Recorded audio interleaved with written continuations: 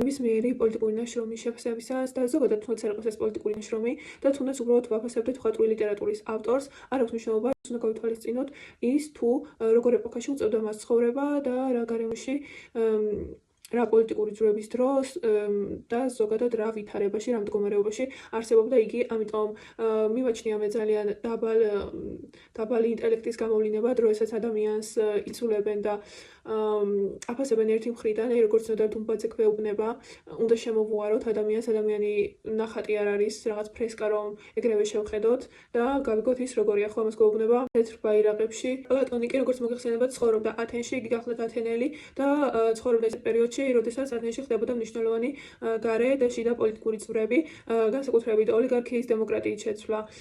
იგი ცხოვრობდა დემოკრატიის პირობებში და მან ნახა თუ როგორ მოკლა დემოკრატიამ სოკრატე, როგორი ურთიერთობა ჰქონდათ ფილოსოფოსსა და დემოკრატიას და სწორედ აქედან გამომდინარე ძალიან დიდ გავლენას ახდენს ეს იდეა მის მთელ ნაშრომზე, რომელსაც ქვია პლატონის სახელმწიფო, რადგან აი ამ ფილოსოფოში რა თქმა უნდა გამოიხატება სოკრატე, რომელიც გახლდათ პლატონის მასწავლებელი, ხოლო დემოკრატია იყო მაშინ ათენში კლასიკური დემოკრატია, როგორც დღეს მას ვუწოდებთ და იგი იყო განხორციელებული იმგვარად, რომ აგორაზე მთაზე იკრიბებოდნენ ადამიანები, იკრიბებოდა რაღაც გარკვეული მასა, რომლებიც იღებდნენ გადაწყვეტილებებს და ბჭობდნენ, თუმცა რა თქმა უნდა, ეს გადაწყვეტილებების მიღება ასევე დამოკიდებული იყო მაშინაც ფაქტობრივად ხმათა რაოდენობაზე, ოღონდ არჩევითი დემოკრატიისგან განსხვავებით, მაშინ არ ირჩევდნენ კონკრეტულ პიროვნებას, არამედ თითოეული ადამიანი უშუალოდ ჩართული იყო გადაწყვეტილების მიღების პროცესში და ასე ვთქვათ, ხმის მიცემის პროცესში, როგორც დემოკრატიას ჩვეულებრივად ახასიათებს. სოკრატე, რომელიც დემოკრატიამ ფაქტობრივად ვერ დაიტია და ეს კიდევ ცალკე საკითხი არის,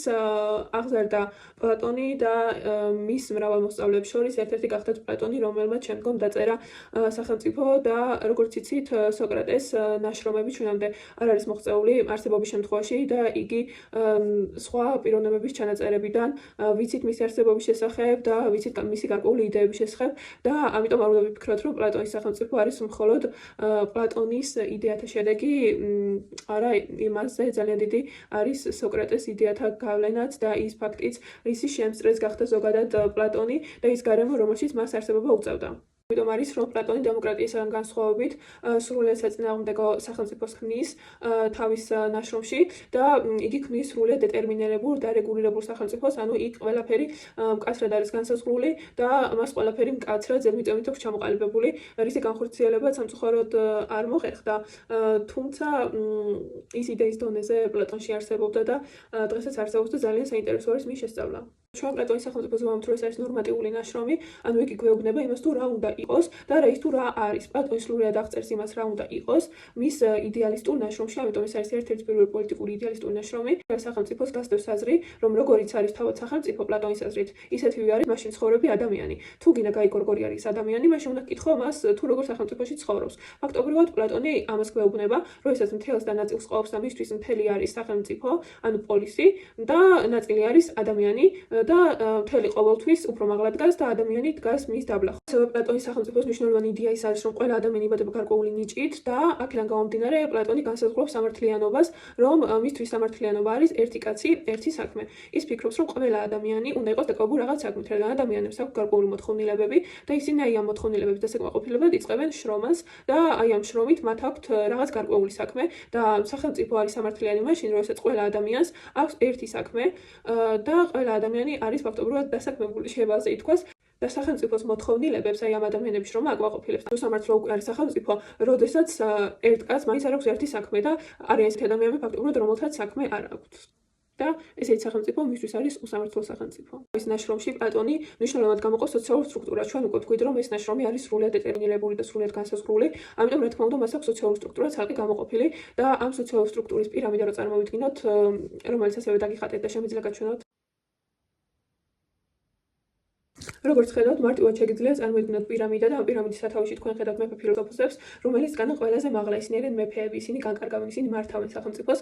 მის შემდეგ მოდიან ცველები, რომლებიც იცავენ სახელმწიფოს, რადგან სახელმწიფოს აუცილებლად სჭირდება დაცვა და რა თქმა უნდა ეს პლატონსაც არ ავიწყდება, როგორც და განსაკუთრებით საგარეო მტრისგან, რა თქმა უნდა, და ასევე საშინაო, ხო სახელმწიფოს ორივე მხრიდან სჭირდება დაცვა და აუცილებელი არის, რომ არსებობდეს ფენა, რომელიც ამ დაცვას უზრუნველყოფს და საკუთარ თავზე აიღებს. ისინი უნდა ყოფილიყვნენ ძალიან დაუნდობელი მტრის მიმართ და მოწყალიანი მოყვესის მიმართ, მეც ამას ვფიქრობ.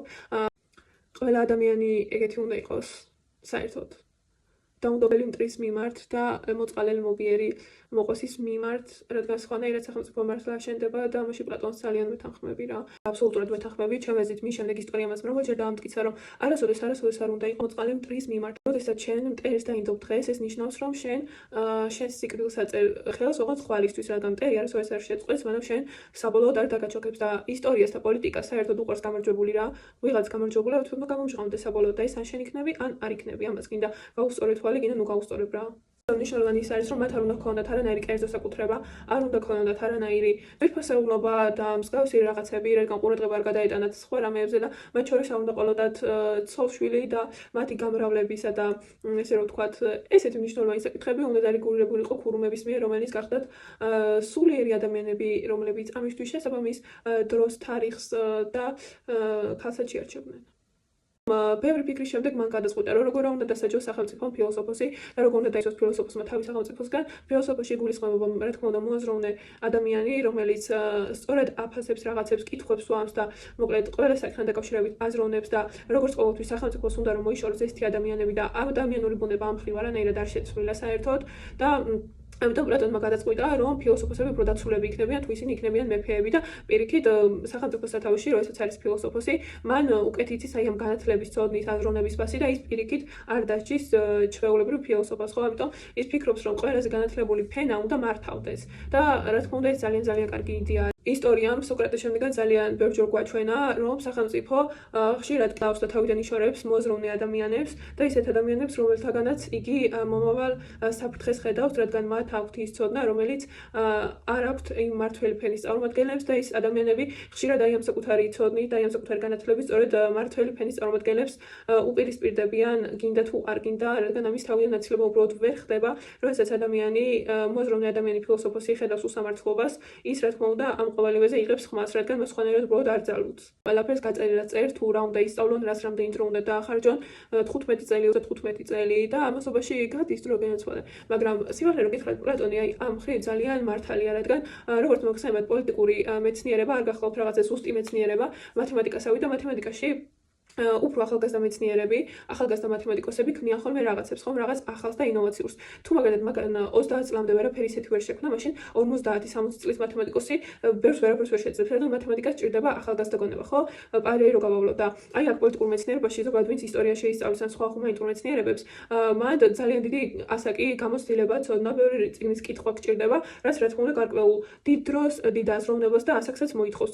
და პლატონის ნაშრომის მიხედვით იდეალურ სახელმწიფოც აუცილებლად ოდესმე დაინგრევა, განადგურდება და ეს რა თქმა უნდა წრებრუნვა როგორც ახასიათებს ზოგადად არსებობას აუცილებლად იარსებებს და ასევე აუცილებლად იქნება, რადგან იგი ამბობს რომ უკვდავი ადამიანი უკვდავს ვერაფერს ვერ შექმნის და მათ შორის იდეალურ სახელმწიფოსაც ვერა. პლატონის აი ამ იდეალურ სახელმწიფოს რეალობაში არ უარსებია და არ განხორციელებულა, თუმცა პლატონს ჰქონდა სურვილი და სცადა კიდევ სირაკუზელი ტირანის დიონისეს სამეფოში განახორციელებინა ეს, მაგრამ მიუხედავად ამისა მას ეს არ გამოუვიდა და დიონისემ შემდეგ პლატონი მონათა ბაზარზე გაყიდა, თუმცა გაიმეტა მონობისთვის, თუმცა მონობიდან პლატონის საკუთარმა მეგობრებმა იხსნეს. ყველას გირჩევთ წაიკითხოთ პლატონის სახელმწიფო და შეაფასებთ პლატონს თქვენი თვალთახედვით, თუ როგორია მისი იდეალური სახელმწიფო, თქვენ ფიქრობთ თუ არა, რომ მისი განხორციელება საერთოდ შესაძლებელი არის. ჩემი ყველაზე დიდი კრიტიკა იმ ნაშრომის მიმართ არის ის, რომ არ აძლევს მცველებს კერძო საკუთრების განვითარებას და ოჯახის ყოლისუფლებას, პირიქით უფრო მეტად აძლიერებს კერძო საკუთრების მქონა ადამიანს და ზოგადად ოჯახის ყოლა. ვფიქრობ, რომ ის უფრო მეტად მონდომებით იბრძვის საკუთარი სახელმწიფოს დასაცავად, როდესაც ყავს გვერდის ადამიანები, რომელიც მისთვის მნიშვნელოვანი არიან და რომელთაც უნდა რომ სახელმწიფო მისი ერი შეინარჩუნოს. და აცხოვროს ის ადამიანები მშვიდ და შესაბამის გარემოში და არა მიუგდოს ისინი მტერებს საჯიჯკნად, აი როგორც ქართულ სახელმწიფოში ხდებოდა და ქართველები იბრძოდნენ იმისთვის, რომ დაეცვათ საკუთარი ოჯახი და საკუთარი ერი და ეს ერის განცდა და ოჯახის განცდა ჩემი აზრით ძალიან მნიშვნელოვანია რა. ამიტომ ამ მხრივ პლატონს მეც ვაკრიტიკებ. მადლობა, ვინც ბოლომდე მიყურეთ და ვინც ბოლომდე მისმინეთ, ყველას ბედნიერ და წარმატებულ დღეს გისურვებთ.